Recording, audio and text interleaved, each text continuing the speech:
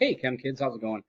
Today we are going to be running through the 46, which is a second titration. So earlier this week you should have watched the 45s video, which was on our first titration. And today is basically the same thing, but we've kind of flipped the script. So let me introduce this just a little bit. If you have the 46, please grab that sheet out and I'll kind of walk through a little bit in the setup and the procedure. And then behind me over here, we'll turn the camera around and we'll do some more titrations together, and I'll provide you guys some data so that you can do the calculations and figure out the problem that we've been presented with. So here we go. Today, you are going to be gathering, or I will, I guess, be gathering 0.1615 molar calcium hydroxide, and we're going to put the calcium hydroxide in the Erlenmeyer flask. Now, just so you remember, because some of the kids in real life were having an issue, this is an Erlenmeyer flask. Okay, it's kind of the triangle one. And the reason why it's shaped like this is so that you can swirl things nicely and it doesn't spill and splash and stuff like that. So that's an Erlenmeyer flask.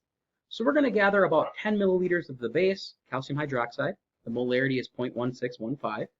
And we're going to gather 10 mils of that, put it in our flask, and then we'll put a couple drops of phenolphthalein in there. And we're going to run 3 trials neutralizing this base with HCl, hydrochloric acid. The hydrochloric acid this time is going to be in our burette, and again I'll show you in just a second how I'm going to set this up. And we'll collect data on 3 trials, and the end goal is to solve for the molarity of the HCl. Okay, so we are going to be doing a giant factor label problem once again. I'm going to be less helpful today than I was in the 45s video. In the 45s video I went through everything for you guys, or most things.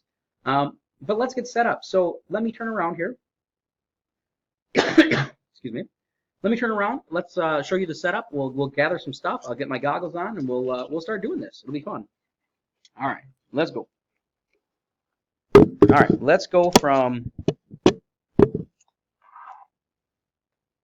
this screen to full screen. Hold on. There we go. Now you can see me a little better. Yeah, hopefully, let me check my camera. Perfect, sweet. All right, so in my Erlenmeyer flat, or rather in my burette, I'm going to be adding the HCl. So I have the HCl. I got to make sure this is closed.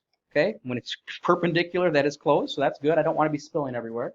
Let me fill this burette up.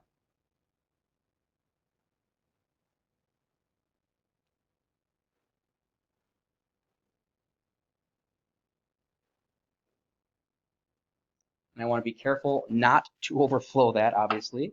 And I have air in the tip here, so I want to make sure that I get all of that out. And it looks like I have.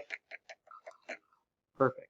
And then as long as I am underneath the top marking here, I'll kind of show you. Okay, you see the top marking there is 0. We want to be below that so I can actually read what we got. Okay. And yeah, we're all good. We have this now primed with HCl. So our acid is where we would like it to be. Let's get the base. So now the base, we're going to be putting in the Erlenmeyer flask. So let me gather the base. I have my calcium hydroxide, and I need 10 milliliters of that. So let me gather and pour in 10 milliliters here for our first trial. That is too much, so I have a nice transfer pipette, and I can take these out, and I'm going to get us exactly at 10.00 just to make life easy. Perfect. Okay, so I have 10 milliliters of my base. I'm going to pour that into my Erlenmeyer flask here. Make sure I transfer it all as best as I can. And now, in order to run a titration, we have to have an indicator. We have to make sure that we can tell when this thing is done. So I have phenolphthalein, and when I add phenolphthalein to base, what should happen? It should turn pink. So here we go. I have my bright pink solution to start this time. Last time on Monday, we were trying to run a titration where we started colorless and turned it pink. Today, we're trying to run a titration where we start pink and now we want to turn it colorless. In the burette, we have acid. In the flask, we have base. We want these to neutralize each other perfectly so that when it's all said and done, we have equal moles of acid and base. All right, let me grab something to record my data. Okay, so We need to record the data. We have exactly 10.00 milliliters of our base. And for our first trial here, we're going to start with the acid. Let's see our initial volume. My initial volume is it's tough to tell. 0.86, 0.87. I'm going to say 0.87 is my initial volume. Okay. Now, with the stuff in the burette, we need an initial volume and we need a final volume. And then the difference between those two numbers is the total that we've added. So let me go ahead and run this. I'm going to start adding my acid into my base, and I want to neutralize it. So let's see if we can turn this colorless. I want to be a little careful. Let me slow down a little bit.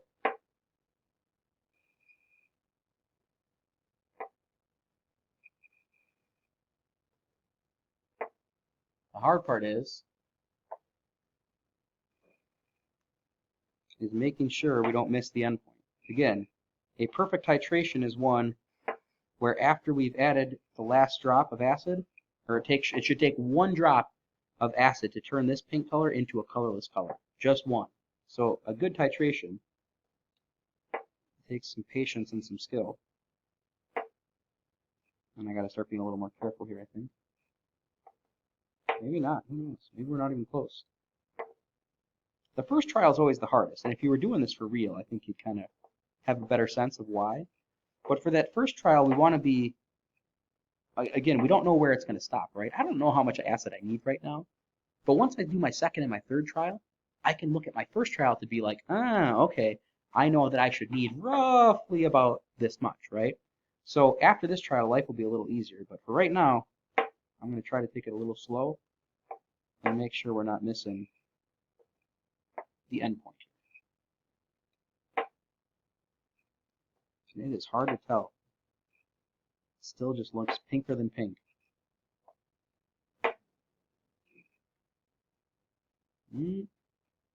Now looks like it's fighting a little more. Let's be a little careful.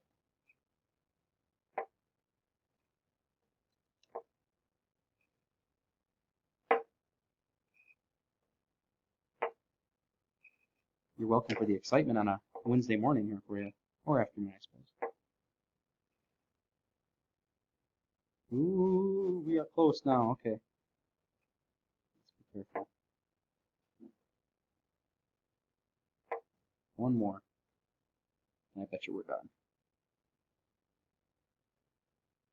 There's still the slightest little bit of pink. I'm going to get that. Now we're gone.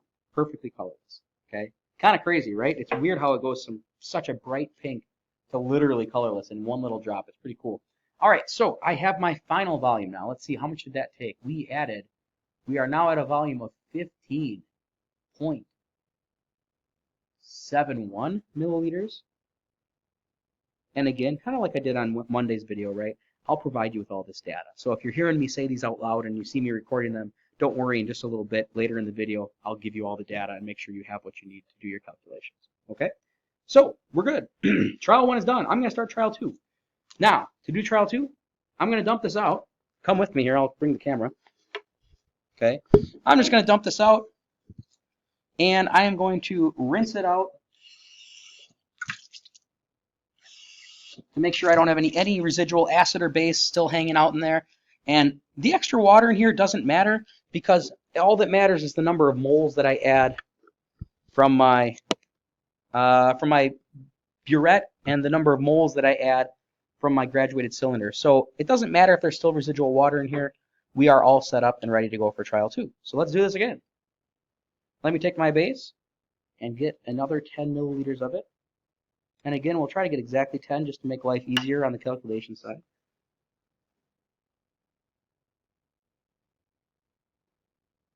And there we go, 10.00 milliliters for trial 2. I'll add this to my Erlenmeyer flask.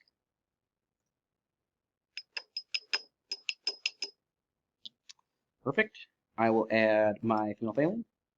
1, 2. And there we go. We have a nice pink solution to start our second trial. Our second trial is going to start at exactly where the first trial left. So we have 15.71 milliliters for our start. And now I know, right? It took roughly 15 milliliters, a little bit less. So I should, in theory, be able to add 14 milliliters and have no issues whatsoever. And it should still be pink. And I still shouldn't have, I should still be at a point where I have not reached the end point. So let me just go ahead and do that. I'm going to, excuse me, I'm going to open this up and add until I get to like 29-ish milliliters on my burette, because I'm pretty confident with my math that I'm good to go. So let me just open this bad boy up, and I'll let it drain until we get to 29. And then I want to start being careful, because at that point, I'm kind of getting close to the neutralization point. All right, that's 29. Let's slow down here. So it looks a little scary. If you can see it, it looks like it's kind of colorless, but as soon as I mix it and get it all blended in, it's still going to be pink. The base is still winning, right? We have this battle of acid and base neutralizing one another. And essentially, they neutralize, and they neutralize until one of them runs out. And if it's still pink, the base is still winning. I still have more base in this one than I do acid. So let me keep going now. Let me get this all the way to turning colorless. Oops, I'll raise this up just a smidge. There we go. Let's be careful here at the end. I know we're within a milliliter or so, maybe 2 milliliters we're within. It's looking like it's starting to get close.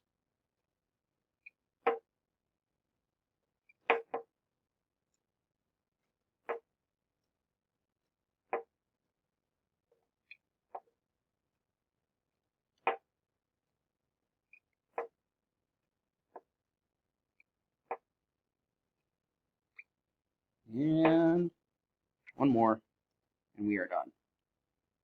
Now, there's the faintest little bit of pink in there. We're going to call that done. It is still, I'm sure you can't even see it on your screen, but in front of my face, I can tell there's just the tiniest little baby bit of pink, but I'm not going to worry about that. I think we are good to go. My final volume is 30.59.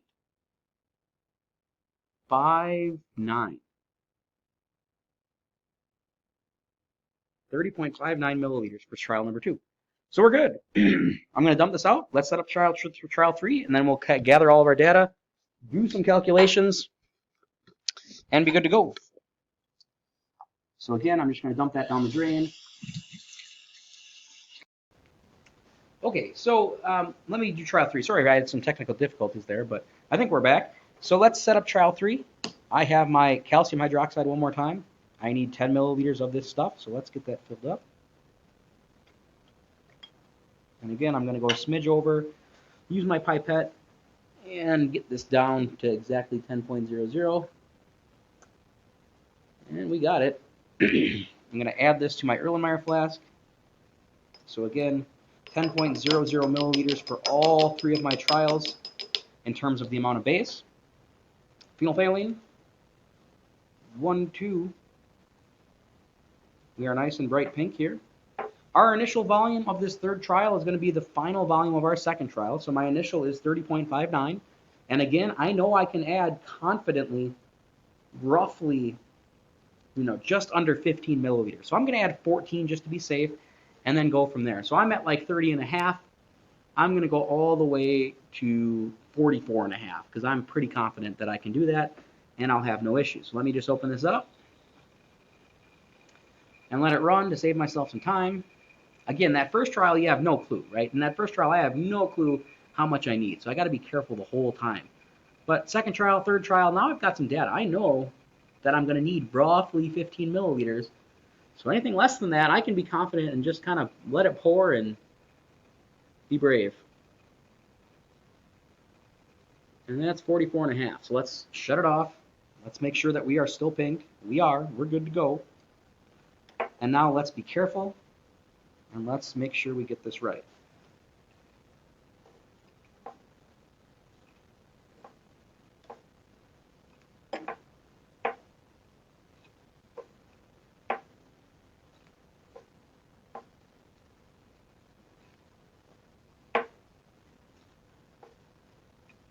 We are close now.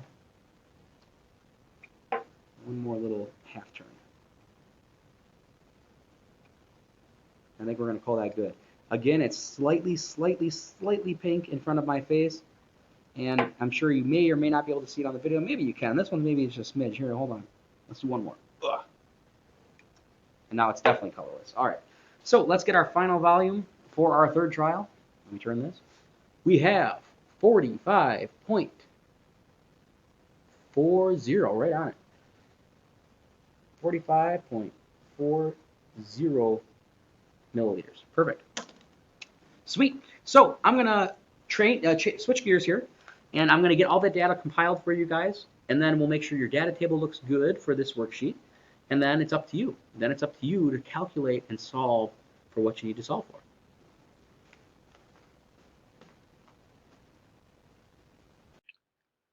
Okay, so we are back. Let's do this. We have our slides here. Now let me jump to the next slide. Okay, so this was the procedure, right? So what did we do? We had our calcium hydroxide in the Erlenmeyer flask. We added phenolphthalein and it was pink. We then added HCl from the burette, recording how much we added. The end goal for you is to solve for the molarity of HCl. Okay, that's the end goal. Now, what do we know? We know the molarity of the calcium hydroxide. It's 0.1615. We know the volume of the calcium hydroxide. It's 10.00 milliliters. We have to convert it to liters, but we know that. We know the volume of acid that we added. We had an initial volume. We had a final volume. So we know exactly how much acid we added from the burette. Now, the end goal is to solve for the molarity of HCl, molarity of the acid. If you want to solve for the acid, start with the base. So we have two pieces of information from the base, the molarity and the volume. You want to start your factor label problem with the volume. Do not start with molarity. Never start with molarity. It makes life way harder. So here's how your data table should look. These are all the titles that we need. Let me fill in all of my information. I have 10 milliliters of calcium hydroxide for all of these. I have initial volume of acid, of 0.87 in the first trial.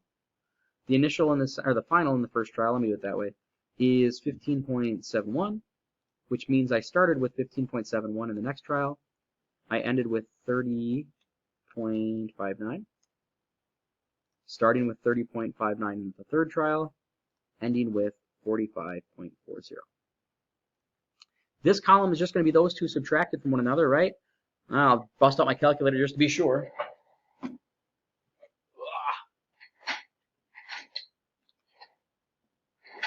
There you go. That was fun to watch.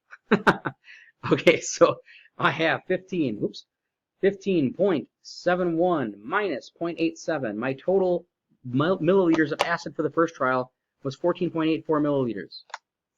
In the second trial, I have 30.59 minus 15.71. 14.88 in the second trial. And in the third trial, I have 45.4 minus 30.59, which is 14.81. As you can tell, really close together. That's a good thing. That means we did this probably correctly. Liters of acid, this is just switching from milliliters to liters. In order to do that, we have to have a factor label one factor, right? There's 1,000 milliliters in a liter. So if I take and convert my 14.84 into liters, I would do 14.84 divided by 1,000 milliliters. We'll turn it into liters. So I have 0.01484, and I have 0.01488, and 0.01481. The moles of acid, that's for you. I can't solve that, or I can solve it, but I'm not going to solve it. You need to solve that. This is the factor label portion, okay? So, how do you solve for moles of acid? You've got to start with milliliters of base. Milliliters of base to liters of base. Liters of base to moles of base. Moles of base to moles of hydroxide, OH. Moles of OH to moles of H1+. Moles of H1+ to moles of acid. And that is how you get this column right here. You need to stop your factor label problem at the moles of acid. Then you convert that into molarity. Molarity is moles per liter. You have moles of acid from your factor label problem divided by liters of acid right here in the sixth column, I guess. Okay? So please, please, please try this. Please solve this problem for yourself. You have all the data you need. You only need to do the factor label problem once, and you should get an average molarity over here. Check your work. We'll post the answer key, obviously, to this on It's Learning. Please check to make sure that you've done the calculation correctly. And yeah, let's see how you did. Thanks, guys. Have a lovely day. Thanks for joining me. Appreciate it.